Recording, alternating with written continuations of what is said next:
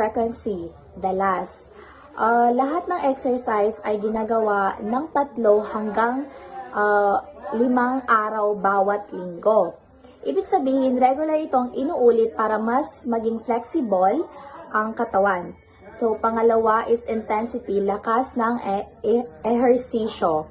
So, ang intensity ay moderate o katamtaman lamang. Hindi ito sobrang hirap kaya ligtas gawin ng karamihan.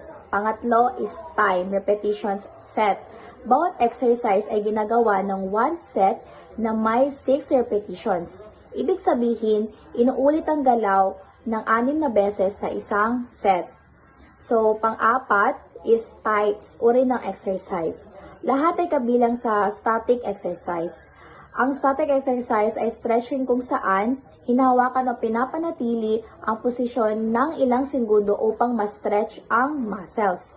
So, ang programang ito ay ginagawa upang mapabuti ang flexibility ng katawan gamit ang iba't ibang stretching exercise. Dahil moderate lamang ang intensity at regular ang schedule, makakatulong ito upang maiwasan ang muscle pain at mapaganda ang body movement at posture.